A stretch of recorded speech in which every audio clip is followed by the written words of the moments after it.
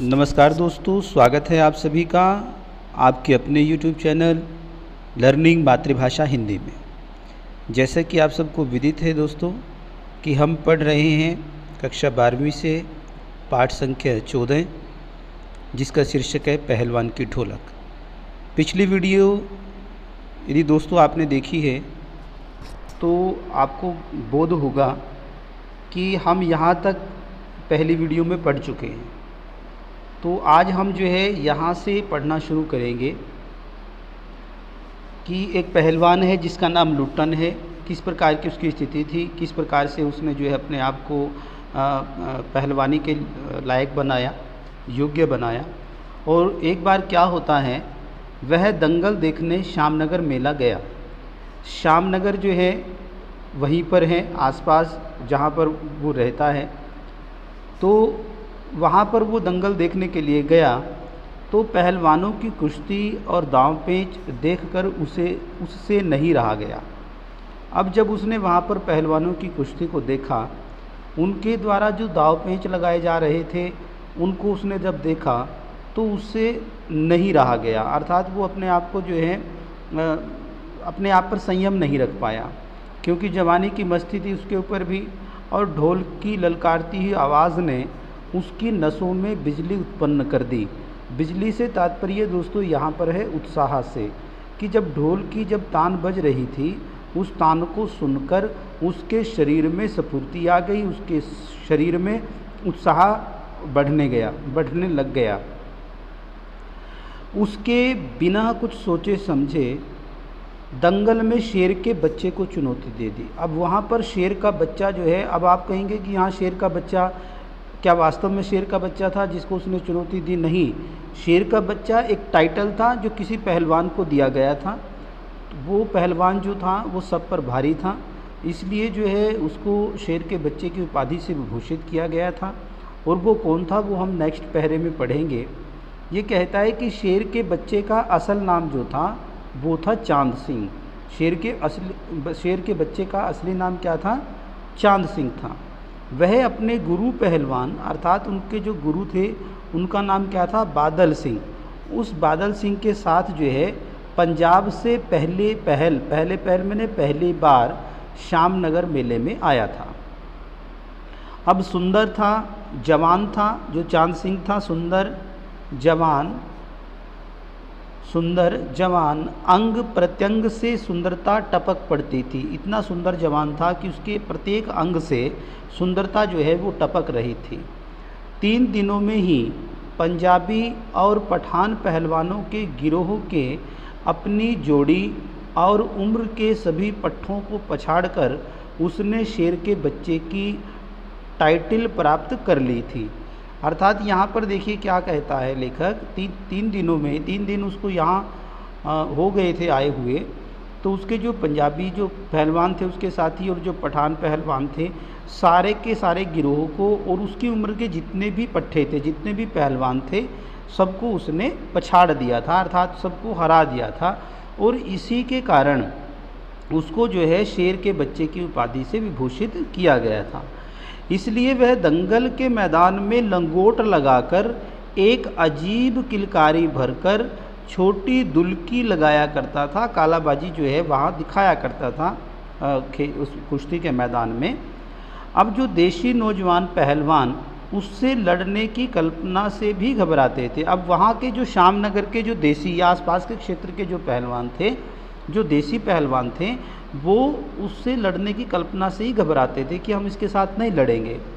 अपनी टाइटल को सत्य प्रमाणित करने के लिए, अर्थात जैसा उसका नाम था शेर का बच्चा, तो वो शेर के बच्चे की भांति जो है चांद सिंह बीच बीच में दहाड़ता फिरता था। खेल जो मैदान था कुश्ती का, बीच बीच में आता था और दहाड़ता था, चक्कर लगाता था। इस प्रकार का जो है वो खेल रहा था। आगे लेखक बताता है, श्यामनगर के दंगल और शिकार प्रिय वृद्ध राजा। श्यामनगर के दंगल और शिकार प्रिय अर्थात शिकार करना जिसको पसंद था, वो वृद्ध राजा साहब उसे दरबार में रखने की बातें कर ही रहे थे कि चांद सिंह को वो अपना दरबार में रखना चाहता था कि चांद सिंह बड़ा बलवान है, शक्तिशाली है, इसको अपने दरबार में रखेंगे, राज पहलवान इसको बनाएंगे, सरकारी पहलवान इसको बना देंगे। कि तभी क्या होता है, जो लुट्टन था, लुट्टन उसने क्या किया, शेर के बच्चे को चुनौती दे दी। उसने कहा कि तू मेरे साथ मुकाबला कर। अब जो सम्मान प्राप्त चांद सिंह था, जिसको सम्मान प्राप्त हो गया था, लोग जानते थे, पहलवान उससे डरते थे, पहले तो किंचित उसकी स्पर्धा पर मुस्कुराया कि वह मुझसे स्पर्धा करना चाहता, इसलिए वो उसके ऊपर मुस्कुराया। फिर जो है बाज की तरह उस पर टूट पड़ा, जिस भांति बाज जो है अपने शिकार पर टूट पड़ता है, हमला कर देता है, उसी प्रकार से चांद सिंह ने भी लुट्टन पर हमला कर दिया, उस पर ढाबा बोल दिया। अब जो शांत दर्शक थे, शांत दर्शकों की भीड़ में खलबली मच गई। अब वो शांत बैठे थे पहले तो, फिर उन्होंने क्या कहा, पागल है पागल, मरा मरा मरा। पर वाह रे बहादुर, लुट्टन बड़ी सफाई से आक्रमण को संभाल कर निकल कर उठ खड़ा हुआ। जब उसने उसके ऊपर आक्रमण किया, हमला किया, उस पर अपना दांव पेच मारा, तो बड़ी चतुराई के साथ, बहादुरी के साथ लुट्टन जो है बड़ी आसानी से उसके चंगुल से बच गया और उसको अपना पैंतरा दिखाने लगा। अब राजा साहब ने कुश्ती जो थी वो बंद करवा दी और बंद करवा कर कुश्ती को लुट्टन को अपने पास बुलवाया कि उसे मेरे पास बुला करके लेकर के आओ, और उसको समझाया कि तुम कुश्ती मत करो, तुम पहलवान नहीं हो, तुम कुश्ती रहने दो। अंत में उसकी हिम्मत की प्रशंसा भी की। उसकी प्रशंसा करते हुए उसे कहा कि ये तुम 10 रुपये लो, 10 रुपये का नोट लो और इसको ले जा कर के मेला देखो और मेला देखकर घर चले जाओ। तो राजा साहब ने उसको ऐसा कहा। तो लुट्टन ने कहा, नहीं सरकार, लड़ेंगे, हुक्म हो सरकार, अर्थात आप मुझे आदेश दीजिए। वो कहता है, तुम पागल हो, जाओ यहाँ से। अब जो मैनेजर साहब था राजा का, उससे लेकर सिपाहियों तक ने उसको धमकाया, मैनेजर ने भी धमकाया और जो सिपाही थे उन्होंने भी उसको धमकाया कि देह में गोश्त नहीं, लड़ने चला है शेर के बच्चे से। सरकार इतना समझा रहे हैं, मानता क्यों नहीं है कि तुम्हारे शरीर में गोश्त नहीं है, मांस नहीं है, फिर भी तू लड़ने चला शेर के बच्चे के साथ। तुम्हें सरकार इतना समझा रही हैं, तुम समझ क्यों नहीं रहे हो। तो लुट्टन कहता है, दुहाई हो सरकार, पत्थर पर माथा पटक कर मर जाऊंगा, मिले हुक्म।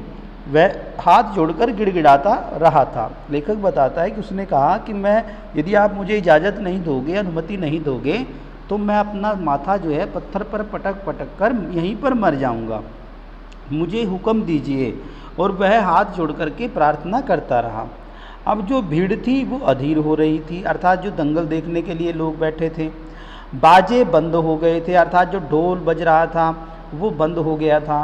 पंजाबी पहलवानों की जमायत माने भीड़, जो पंजाबी पहलवानों की जो भीड़ थी, जो एक समूह में खड़े थे, उनकी जो भीड़ थी वो क्रोध से पागल होकर लुट्टन पर गालियों की बौछार कर रही थी। उन्हें गुस्सा आ रहा था लुट्टन के ऊपर कि उसने उसको चुनौती दे दी, उनके पहलवान को, इसलिए वो उसको गालियां दे रहे थे।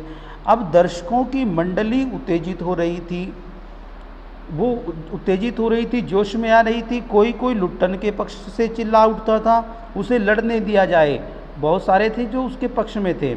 आगे कहता है, अकेला चांद सिंह जो है वही मैदान में खड़ा व्यर्थ मुस्कुराने की चेष्टा कर रहा था, बेकार में जो है मुस्कुराने का अभिनय कर रहा था।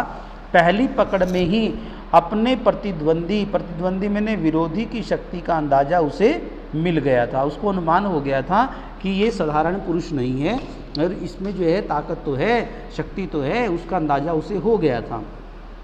अब विवश होकर राजा साहब ने आज्ञा दे दी। अब राजा साहब मजबूर हो गए कि इसको लड़ने दो। अब बाजे बजने लगे, दर्शकों में फिर उत्तेजना फैली, कोलाहल बढ़ गया। कोलाहल में शोर हुआ, शोरगुल हो गया।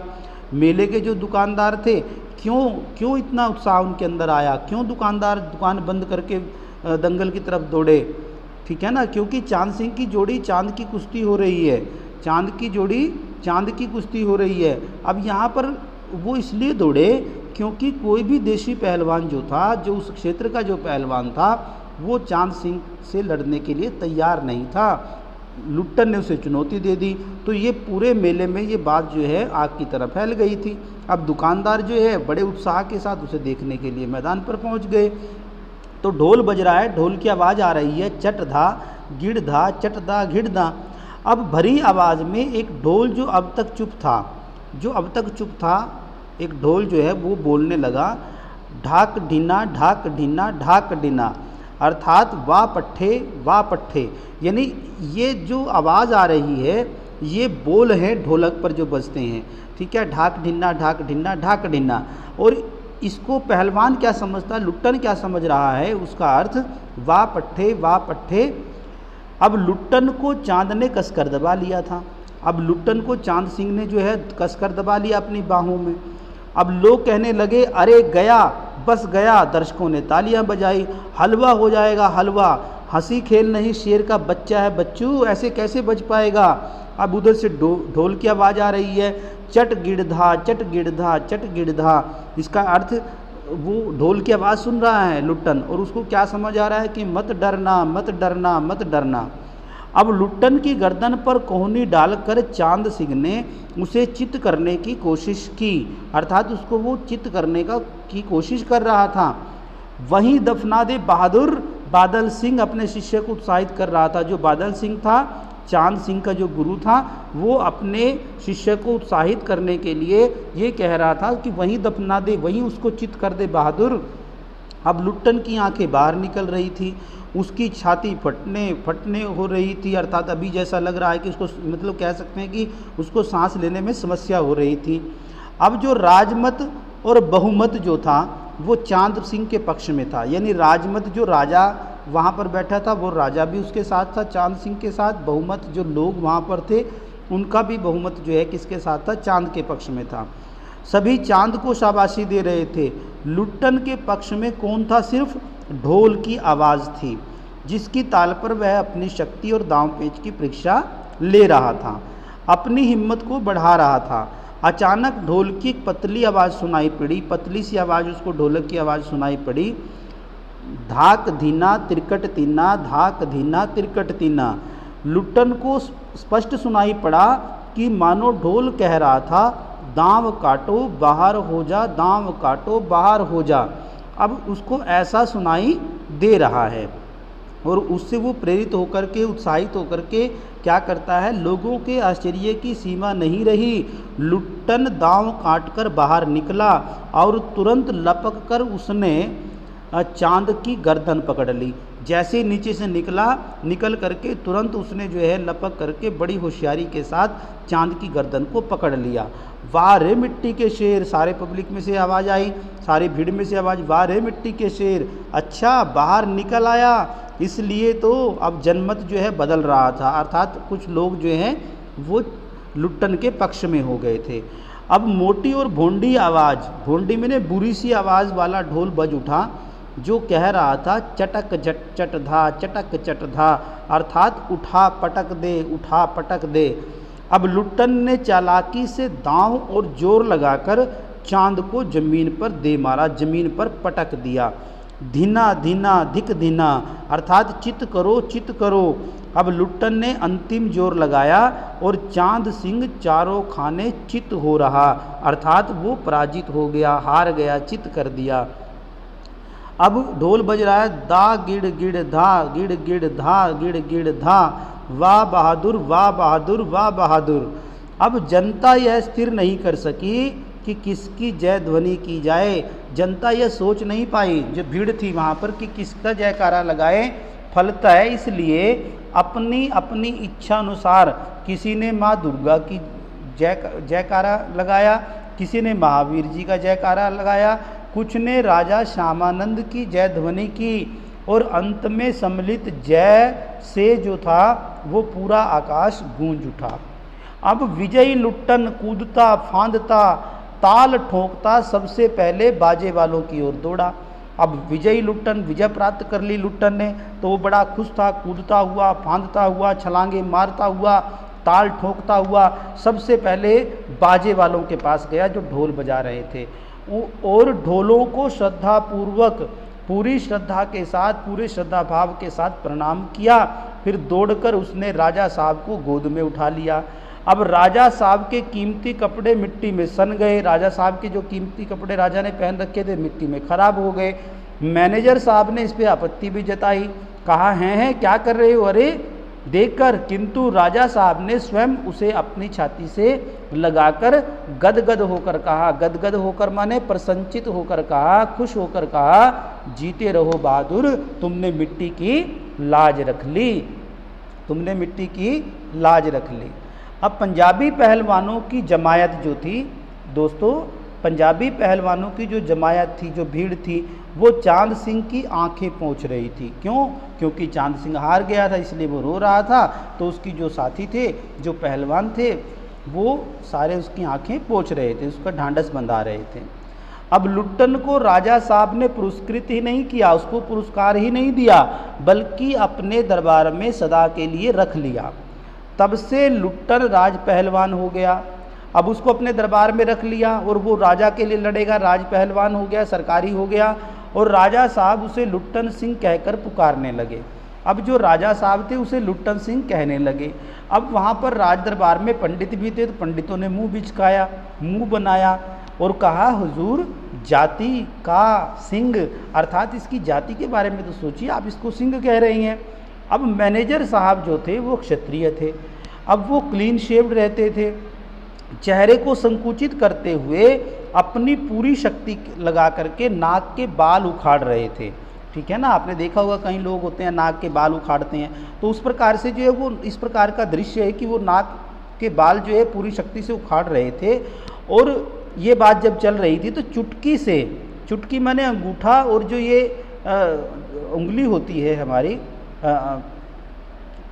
तर्जनी उंगली होती है, इसके बीच में जो है उन बालों को लेकर के उन बालों को रगड़ते हुए बोले, हाँ सरकार यह अन्याय है, आप ऐसा नहीं कर सकते हो। अब राजा साहब ने मुस्कुराते हुए सिर्फ इतना ही कहा, उसने क्षत्रिय का काम किया है, अर्थात जो क्षत्रियों का धर्म होता है लड़ना और विजय प्राप्त करना, अपनी शक्ति का प्रदर्शन करना, वही कार्य तो उसने किया है। उसी दिन से लुट्टन सिंह पहलवान की कीर्ति दूर दूर तक फैल गई, उसकी यश जो है दूर दूर तक फैल गया, लोग उसको जानने लगे। अब इसके साथ साथ पौष्टिक भोजन और व्यायाम तथा राजा साहब की स्नेह दृष्टि ने उसकी प्रसिद्धि में 4 चांद लगा दिए। अब उसको पौष्टिक भोजन खाने को मिल गया, प्रतिदिन व्यायाम करने लगा, इसके साथ साथ राजा साहब का स्नेह उसके ऊपर बरसने लगा, जिसके कारण उसकी प्रसिद्धि जो थी, उसकी लोकप्रियता जो थी, वो दिन दुगनी रात चौगुनी जो है बढ़ने लगी। कुछ वर्षों में ही उसने एक एक कर सभी नामी पहलवानों को मिट्टी सुंघाकर आसमान दिखा दिया। अर्थात जितने भी नामी पहलवान थे, कुछ वर्षों के अंदर ही सभी नामी पहलवानों को, जिनके नाम थे, उन सभी पहलवानों को उसने हरा दिया, मिट्टी सुंघा दी, अर्थात सबको चित कर दिया। अब वहाँ पर काला खां नाम का एक पहलवान हुआ करता था। अब काला खां के संबंध में यह बात मशहूर थी, यह कहा जाता था कि वह जो ही लंगोट लगाकर, लंगोट बांधकर आली कहकर अपने प्रतिद्वंदी पर टूटता है, तो प्रतिद्वंदी पहलवान को लकवा मार जाता है। लकवा मार जाना मैंने जब हाथ पैर काम नहीं करते हैं, ठीक है ना, शरीर का कोई हिस्सा काम नहीं करता है, लकवा। तो इस प्रकार से सच में लकवा मारने का मतलब नहीं है यहाँ पर। लकवा मारने का मतलब है कि इस प्रकार से वो पकड़ता था, इस प्रकार से दांव पेंच लगाता था, जिससे कि जो प्रतिद्वंदी पहलवान है वो कुछ भी नहीं कर पाता था, उसका शरीर का कोई भी अंग जो है काम नहीं कर पाता था। लुट्टन ने उसको भी पटक कर लोगों का भ्रम जो था वो दूर कर दिया। लोग ऐसा सोचते थे, लेकिन लुट्टन सिंह ने क्या किया, उसको भी पटक दिया था, उसको भी पराजित कर दिया था। उसके बाद से वह राज दरबार का दर्शनीय जीव ही रहा। दर्शनीय जीव मैंने देखने योग्य, जो भी राज दरबार में आता उसको जरूर देखता। चिड़िया खाने में पिंजड़े और जंजीरों को झकझोर कर बाघ दहाड़ता है, हाँ हूँ, तो सुनने वाले क्या कहते थे, राजा का बाघ बोल रहा है, राजा का शेर बोल रहा है। यदि ठाकुर बाड़ा, वहाँ पर जगह थी ठाकुर बाड़ा, उसके सामने पहलवान गरजता महावीर, तो लोग समझ लेते थे पहलवान बोल रहा है। मेलों में, जब वो मेलों में जाया करता था, तो मेलों में वह घुटने तक का लंबा चोगा माने लंबा कुर्ता पहन करके जाता था, और सिर पर जो पगड़ी बांधता था वह अस्त व्यस्त हुआ करती थी, और मत वाले हाथी की तरह झूमता हुआ, मस्ती में जिस प्रकार से हाथी चलता है अपनी ताकत के गुमान में, उस प्रकार से वह झूमता हुआ चलता था। दुकानदारों को चूहल करने की सूझ थी। अब जो दुकानदार हैं वो मजाक करने की सोचते उसके साथ, हलवाई जो है अपनी दुकान पर बुलाता उसे और कहता, पहलवान काका ताज़ा रसगुल्ला बना है, ज़रा नाश्ता कर लो। अब पहलवान जो है बच्चों की सी स्वाभाविक हंसी हंसकर कहता, जिस प्रकार से बच्चे हंसते हैं, अरे तनी मनी काहे, ले आओ 1.5 सार, और बैठ जाता। यानी 1-2 में काम नहीं चलने वाला है, किलो 1.5 किलो लेकर के आओ, और खाने के लिए वो बैठ जाया करता था।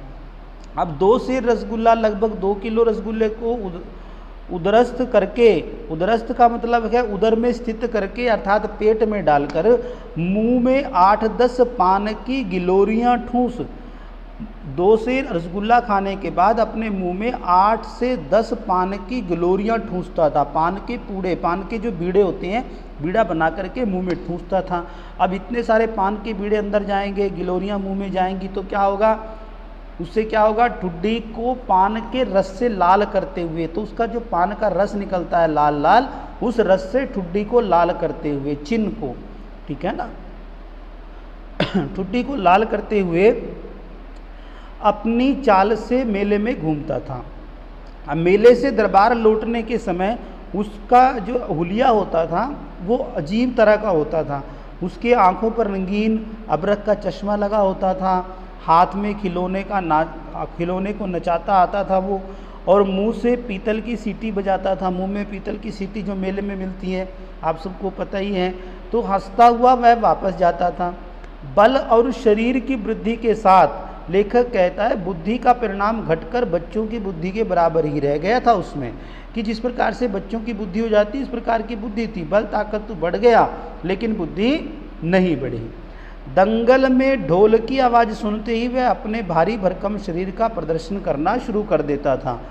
उसकी जोड़ी तो मिलती ही नहीं थी, क्योंकि उसकी जोड़ी का कोई पहलवान था नहीं, और यदि कोई उससे लड़ना भी चाहता तो राजा साहब लुट्टन को आज्ञा ही नहीं देते थे कि तुम लड़ो।